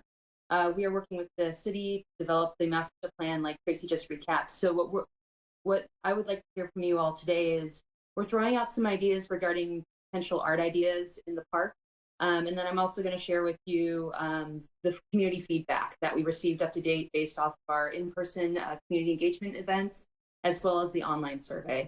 So with that, I'm going to go over the feedback, and then I would love to hear your all feedback on potential art projects that could be implemented in the park. So, all right. So this first slide that's in front of you right now is essentially the feedback received in regards to prioritization of park elements. So we asked the public in general, what is important to them in the park as it relates to types of amenities. What you see in front of you is the prioritization of those park elements. Specialty gardens was #1 ranked with 22% of respondents responding that that was their #1 priority for the park. #2 is walking path. #3 is a group picnic area. #4 is organized sport. #4 is seating. #4 is organized sports. #5 is seating. #6 is public art. #7 is park lighting. #8 is a gathering area, such as an amphitheater. #9 is a viewing platform. And #10 is an educational and interpretive signage program.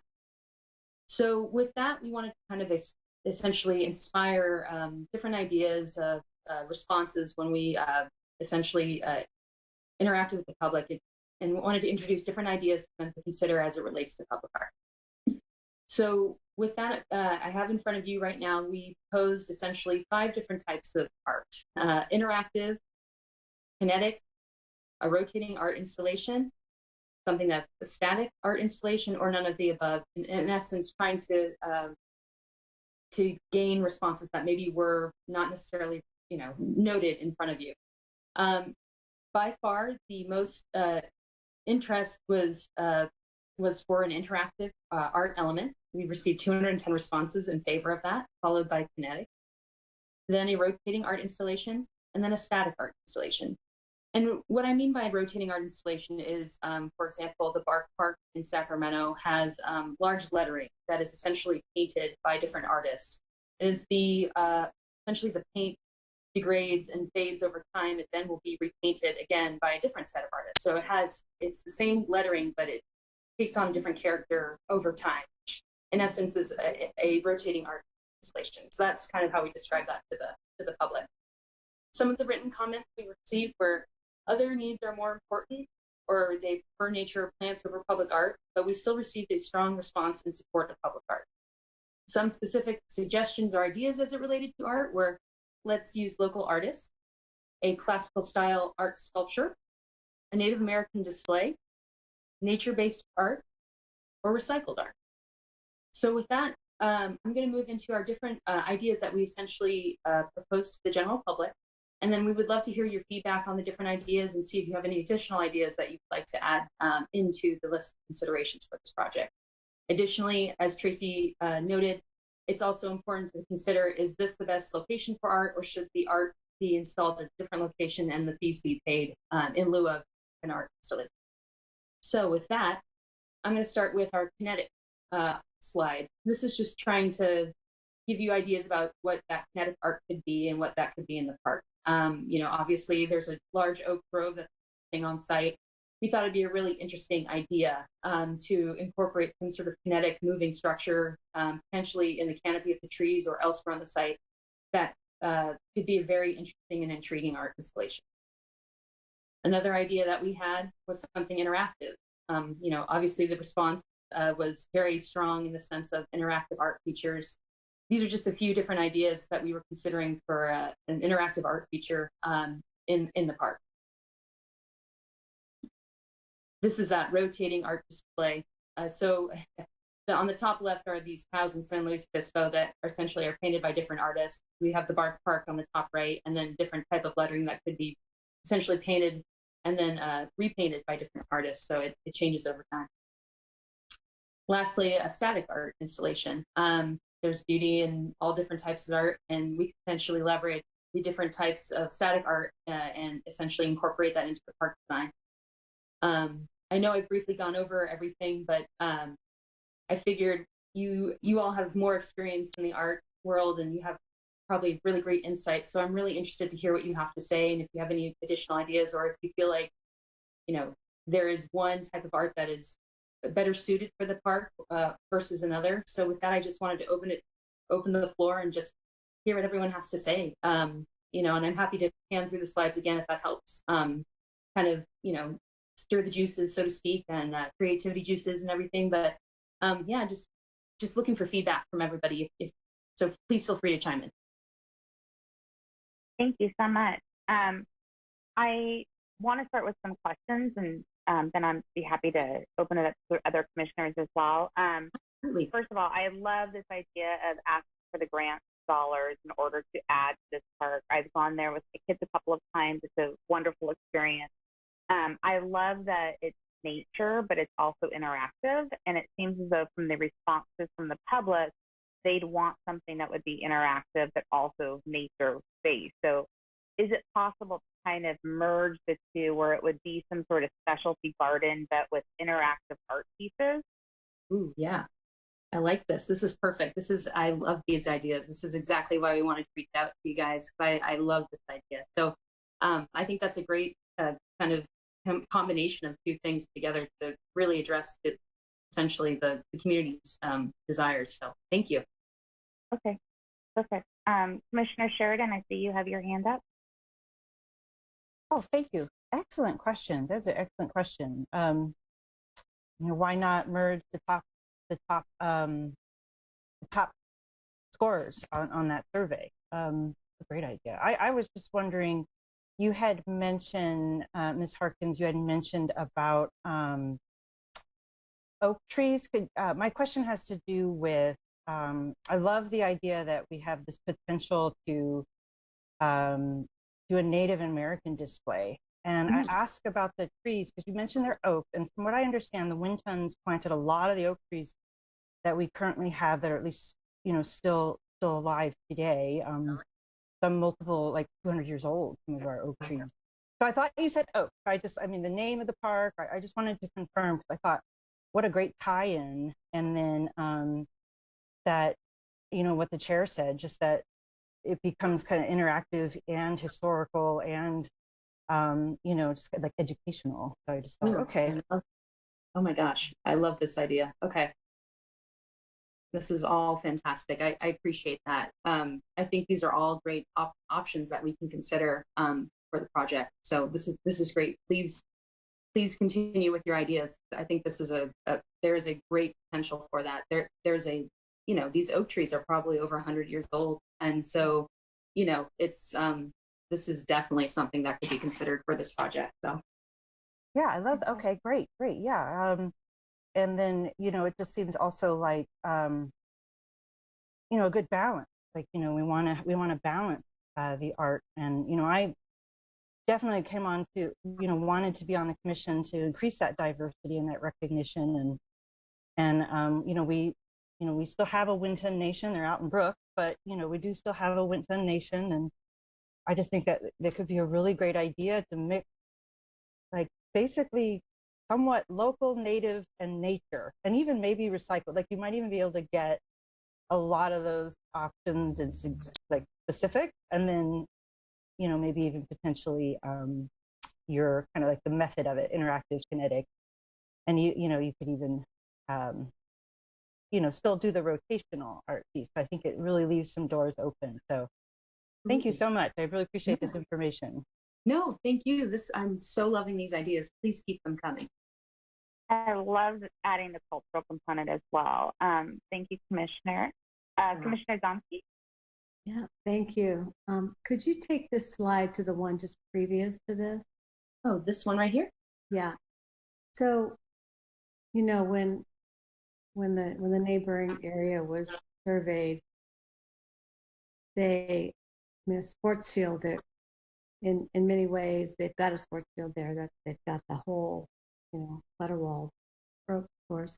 But public art, they were kind kind of interested in it, but gosh, I love the ideas of, if it looks like they'd like some kind of a pollinator garden and walking paths and incorporating the public art maybe along a cultural theme, because it's a beautiful place. Although, I mean, it's about to have a lot of houses between where it is and the levee, but yet it's just gorgeous up there, and so so I think it's important that the art stay in that park, that rather than take the fund from the construction project, that the art, with help from grants, stay in the park and stay in the neighborhood. We because we've had opportunity, we've been able to develop, pool, both sides of the river, pool moving up into the north part of town, little trail of public art. It'd be nice to have this down by the levee, and I think with a Native American focus would be wonderful and really appropriate for just how scenic it is down there. But I would hope that we would keep it in that neighborhood, that we would keep it in that park, and maybe use a pollinator. We have to be careful what we do under oak trees, right? Yes. I mean, you tell us, but yeah. we can't. We wouldn't be watering it a lot anyway, but we have to be careful what we do underneath them to help protect them. And I'm also wondering if there might be other funding available from the Brooks Rumsey area. There's a foundation that the Day Foundation would be willing to contribute something. It's certainly someone to sit on a panel.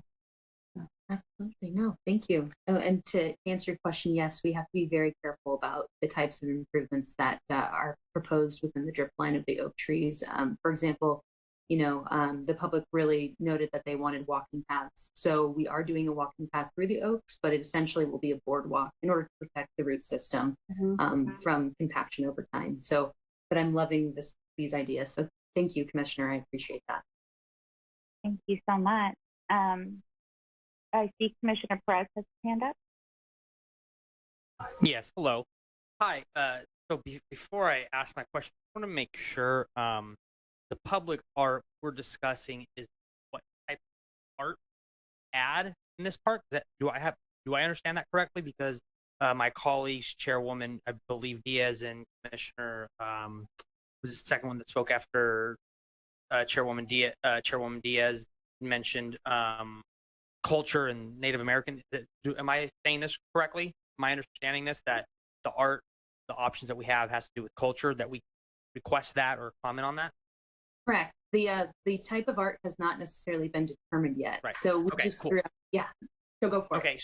Okay, cool. So I have to. I mean, I think Commissioner Diaz and Chairwoman Diaz and the commissioner after her, I forgot the name. Sheridan. There you go. Yeah, Commissioner Sheridan. I have to agree with them on that, and the reason why it's because I really do think culture has to be an integral part of this. Because if you don't, then you're going to risk the public saying, what does it have to do with West Sacramento? I'll give you an example. We have a big glittery object of art. I don't know what it symbolizes, right by Sutter Health Park, and it's huge, it's glittery. I don't know what it has to do with. I've had several people come up to me saying, how much did that cost? Do we use that money? And it's funny, on this list, they had organized sports, they had group picnic that people have mentioned to me over the years, walking paths, seating, park lighting. Public art is number 6. And so whatever art, I believe, in my opinion, that we're going to add, it has to add value. And I think if that value is, part of Native American or something to do with this region, people are going to be less likely to ask about the money, because if it's invested to tell a story about our culture, and whatever that is, whatever that history or culture is attributed to our art, it's going to be more accepting, and people aren't going to go to the next question, well, how much did we spend on this big glittery thing or whatever that is? I don't know if you're able to, if you can go to that one art where it's big and brown and it looks like almost a brown flamingo. that one right there, or not the flamingo. So those things, the first thing that comes to my mind is the brown looking faces. Okay, my question is what does that have to do with the region? I'm Pacific Islander. I'm from the island of Guam. We have these things called laddie stone, and then there's a story behind it. You go to the Easter Island, there's a story about whatever their art is because it's part of their history. My question is are those walnut or almond looking things almonds in this area? I mean, those are cool, those are nice, because we just have to, assume that people are going to say, are we spending our money on that? What does it have to do with the region? Like I said at the beginning, if it went to like something historical here, you're going to be like, oh, okay, cool. So the city that I do live in has some type of historical thing that, we're going to take family to and say, look, part of our history, so those are just my comments. Absolutely. No, thank you. I think that's a really important point. So like value added, and then kind of tipping the hat towards history and culture of the region to make it more significant. So I think this is really great feedback. Thank you so much. Commissioner Corwin. Okay, thank you. Sorry. I agree that it needs to be something that fits our community out there. And I think the Native American aspect of it would be wonderful. I remember I lived out in that area in the more remote area that doesn't have sidewalks and stuff. One of the first areas that was built in Southport. And when I moved out there, it was all field from behind Our Lady of Grace all the way to the river. So I watched all that development happen. And I believe that at some point when they were building the new houses, they had to stop because they did find Native American artifacts. Right, Denise? Yes. Okay. I know they found something and they had to stop and everybody was like, oh. So I think that would be perfect to include that, to add that in, because that obviously was part of that area. And I just feel strongly that we need to have art stuff on the south side. We have lots of art on the north side. And so I would love to see us bring it to the south side of West Sacramento also. So I support art, and I support, bringing in however we do it, but really bringing in the Native American aspect of it, because I think that that does draw to our history and our culture in West Sacramento. Absolutely. Thank you. No, thank you. Appreciate all this great feedback. Thank you so much, Commissioner. Commissioner Zomsky, your hand is up. Just real quickly, and I don't know, is Commissioner Perez still on the line? Yes, I'm here. Great. So Ray, just a little background with the some of the art that we were talking about, the public art, and just a little background for as people ask you about the public art, that art is all funded by grant. So our money is really money that we applied for and was granted through agencies or foundations, or so it's mostly public grant, doesn't come out of the general fund. And several cultural pieces, just because I like to go look at them and you might enjoy them too. The big climbing structure, that kind of mastodon looking elephant in the Whitey Boy Clare Park, that actually was carved out of a great big beech tree that grew here for a really long time. And then when they felled it, they carved it into that big sculpture that sits nestled underneath those trees. There's the piece, the sculpture at Joey Loke Park, and there are because of the nature of how we've been funding art lately, much of it has come through grants, and that actually, that the big shiny sparkly thing is a real attraction for those vision impaired folks in our community, because they can hear the art when the wind blows. And it also is part of the NEA process on both sides of the river. So just a little background for you. So when people ask, you can smile and say, oh, guess what? We didn't pay for that. So that's it. Thank you so much for that.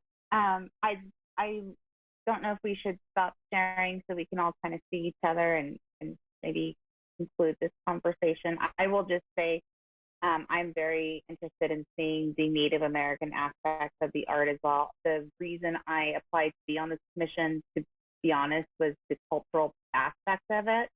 I love the art piece. I actually just joined our historic society as well.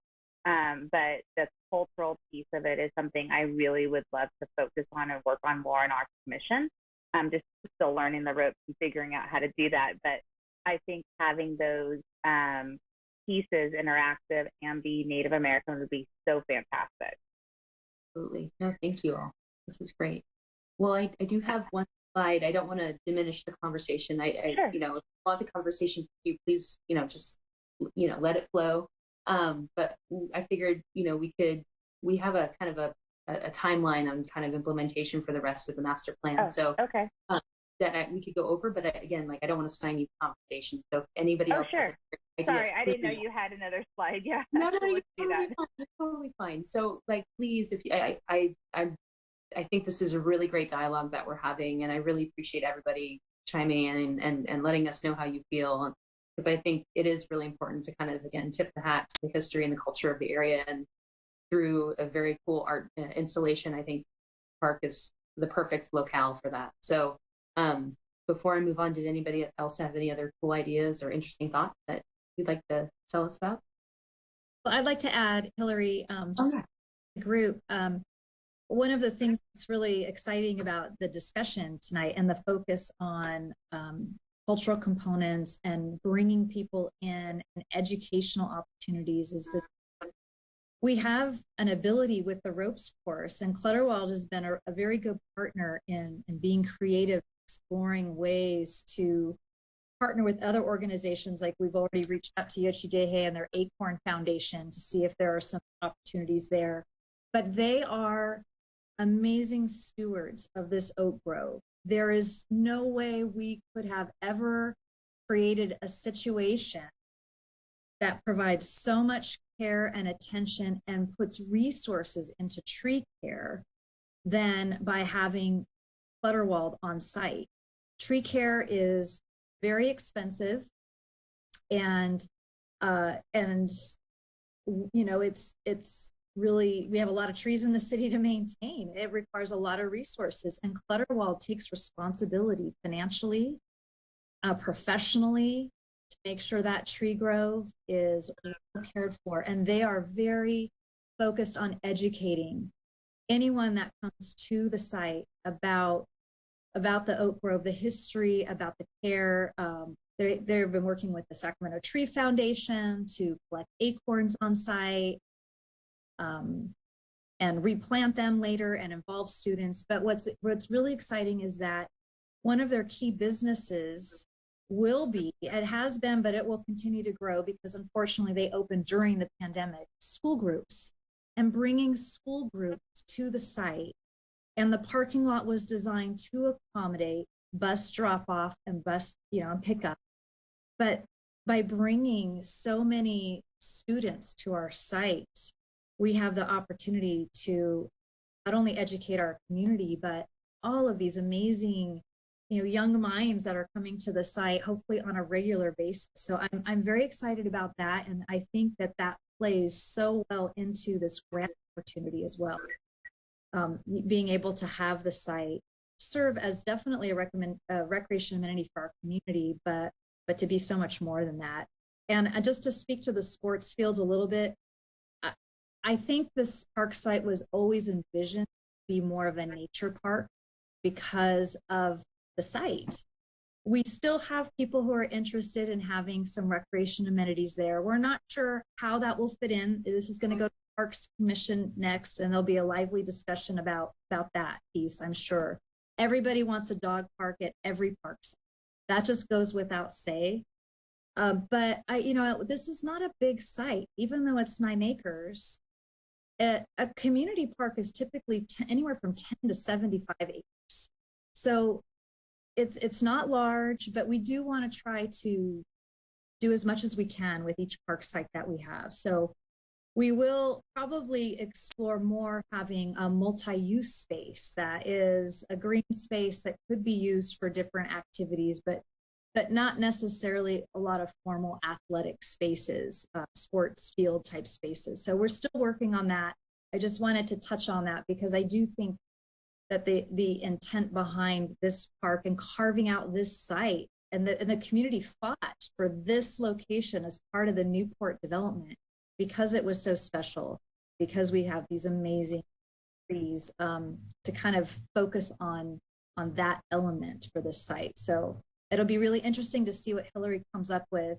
I also feel like what I heard from the group was not necessarily a preference to support the top two types of art, but just making sure that what we do really does celebrate the culture of the area and the uniqueness of the site. Did I capture that correctly? And we can decide that a little bit later in much more detail, but having the common like theme around the art piece will be really helpful for the grant application as well. I love that. Commissioner Sheridan, do you have a comment?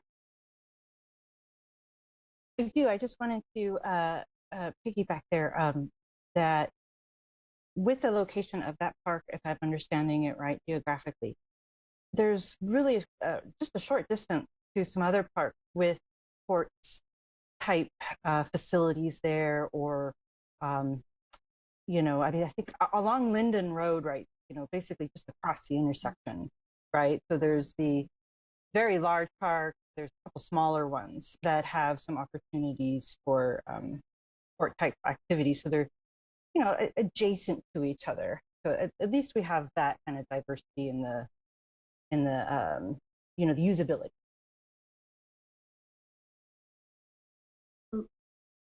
Thank you. Any other comments before we look at the last slide from Hillary? I think we're good. Hillary, you want to go ahead? Great. Awesome. Let me throw it up here on the screen.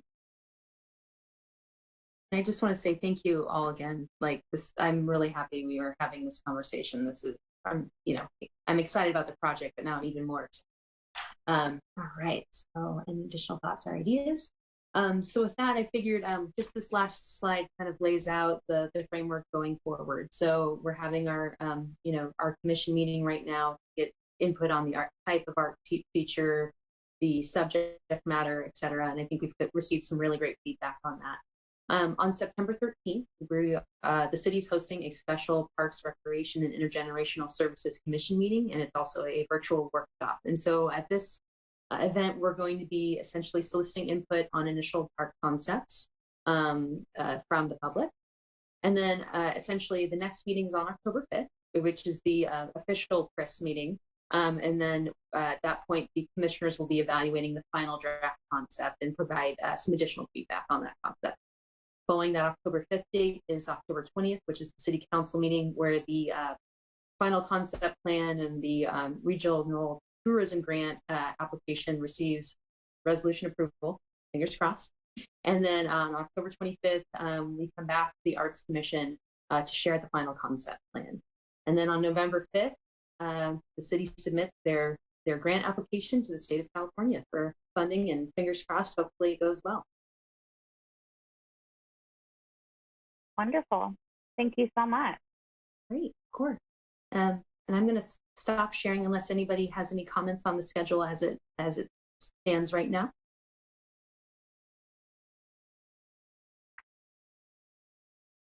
All right, great. And I'll turn it back. Thank you. Thank you so much for Tracy and Hillary for the presentation. Do you need us to do a motion for this for a recommendation? Yes, if you could move to endorse the grant application, that would be, let me make sure I mark this off as an action item. Let me just double check. on the agenda. Otherwise, I can just convey in my city council report that the commission generally supported the application. Now direction, I just requested direction on this item, so no need for a formal motion. I will report to council that we received support from the commission to apply for the grant funding and input on the art features to be considered as part of the park design. Wonderful. Thank you so much. That's exciting. I like this one. I think it'll be really cool. Thank you. Okay, then, going back to the agenda, we have just one more thing. Under general administration, we have a director's report. Thank you. Just a few items to share this evening. The first is that you may recall several years ago, and then again last year, we applied to state parks for the Prop 68 statewide park program. That was the big grant program, hadn't been funded in a long time for major park projects. We applied for 2 projects. One was the expansion and renovation of Westacre Park that did include a public art feature. And the other was creating a new neighborhood park as part of the playfield space at the original Westmore Oaks School that is now reopened. We are hoping to hear in the next week or 2. So fingers crossed we'll hear back on that. It would be wonderful to get either one or both would be better, but we asked for over $15 million in funding. And again, both projects have art components, so we'll be excited to move those forward, and we'll certainly share the news with you as soon as we get it. I did want to highlight again that we have the virtual workshop for the Heritage Oaks Park site. So if any of you are interested in participating, it will be on Monday, September 13th at 6 p.m. You would log into that just as you would any other commission meeting through the city's website. And then we are applying for another grant opportunity. It's the Outdoor Equity Grant Program. And we started to launch our community engagement efforts last week with an on-site event at Joey Lopes Park. And then we also met with our Club West teams for this program that is geared towards providing funding for free outdoor recreation and education opportunities for disadvantaged youth and actually all ages, but there is an emphasis on youth, but you can have family focused activities as well that promote health and wellness, stewardship of natural spaces, and creating future environmental professionals. So funded activities could include lots of outdoor recreation and learning experiences within the community, in addition to trips to natural spaces, regional or state parks outside of our community.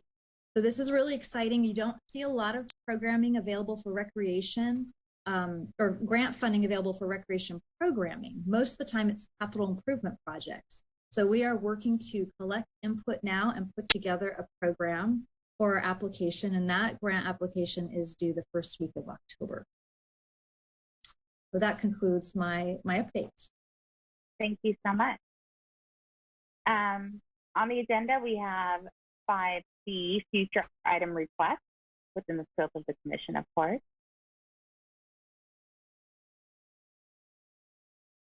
Seeing none, seeing no hands, I'll move on. Then we can move on to adjourn.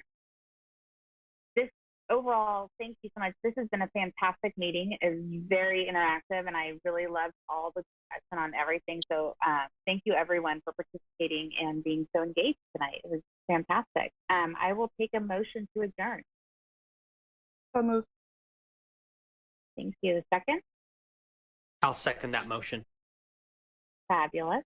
Can we have a roll call on that, please?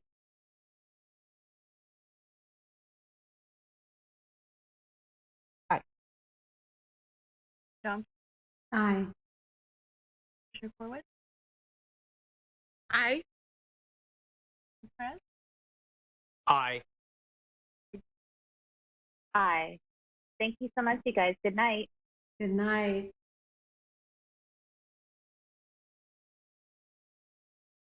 Recording.